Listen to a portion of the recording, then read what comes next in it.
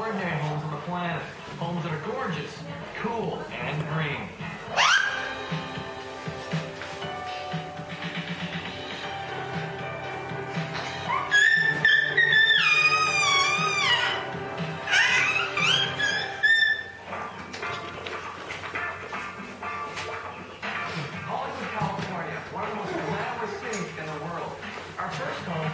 Right out of the ace of the Hollywood. Los Angeles, California. Founded in the 1780s, it's now the second largest city in the U.S. This is vintage Hollywood. Humphrey Bogart used to live next door, and in a house just up the street, Aldous Huxley wrote A Brave New World. But it's famous for its green architecture. Have gone to great lengths to make sure the house is stylish, yet as chemical-free as possible. Built into the Hollywood Hills, this home has become their own personal testing ground for some of the latest eco-friendly materials. Meet James and Nancy Tuda. James is an architect and has been designing and building green since the 80s before it was cool.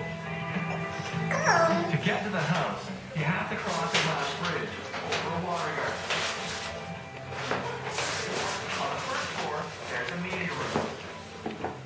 On the second level, a 2-story living room and kitchen.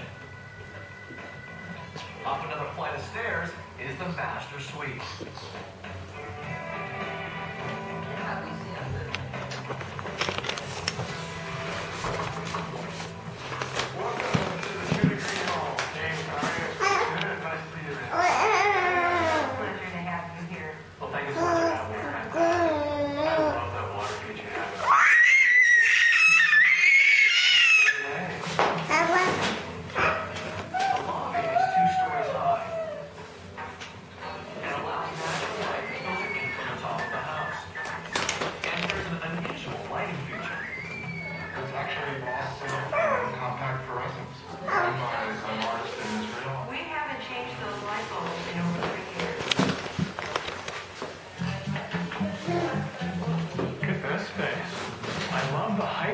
It's gorgeous. Oh, well, this is truly an inspirational room. On the second floor, there's a 2-story living space with huge trapezoid windows. The frames are recycled steel. It's a sense of what time of day it is all the time because as the sun moves across the sky, different times of the day it fills each room. And these are custom-made windows. They're all double pane, a glass, so it adds to the more balance. Above us is a painting of a little girl. James and Nancy's passion for clean green design isn't just accidental. Well, that's a portrait of our daughter, Colette. Okay. And we lost her to cancer at age 5. James and Nancy believe Colette's illness may have been environmentally linked.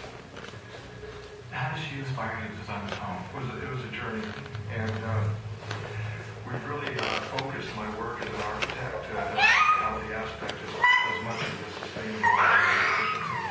And in this house, the paints have no off-gassing, and also the materials are like this all steel frame, it's a recyclable steel, it's one of the most recyclable materials. You don't have any wood in the house exposed, so that there's like very few termites. We don't have to use fumigation and chemicals and things. What material did you choose for the base of your fireplace? Hey, this is a volcanic stone. It comes from Brazil.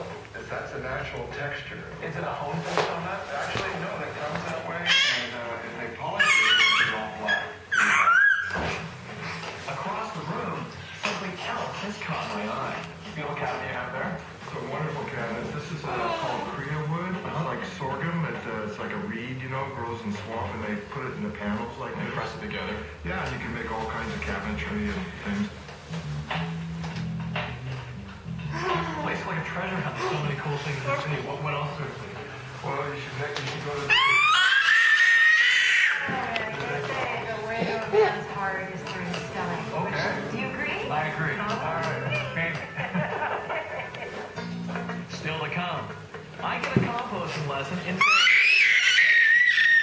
Basically, we're just putting the scraps into the compost, and you'll see sort of a brown liquid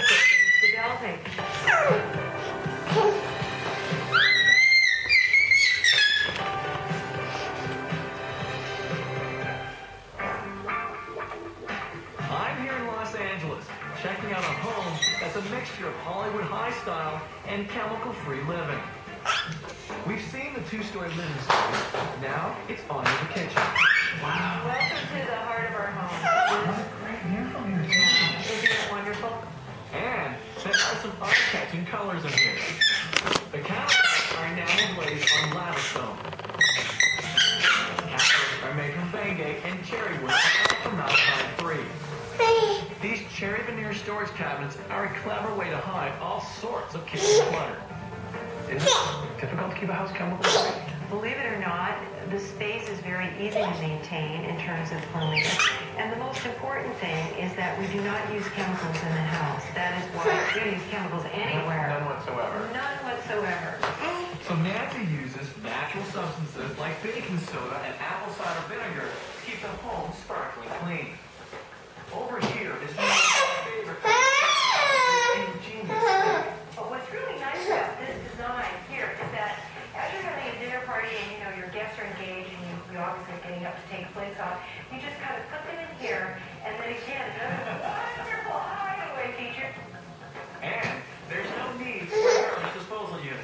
When I'm done with my food scraps and all those kinds of things, I put it right here in our composting bin. Everything is a wonderful human, which will then supply, hopefully, our organic garden with the things that it needs. Though they don't have a big garden, Nancy is still able to grow most of the organic fruits and vegetables they need. So we're going to do a little composting now. We're just putting scraps, yesterday and today. It's going to go into the compost. And you'll see sort of a brown liquid that is developing. Do you add anything to that, like any dirt to mix with it? No, basically it's going to find its own way to create microbes and all of this breaks down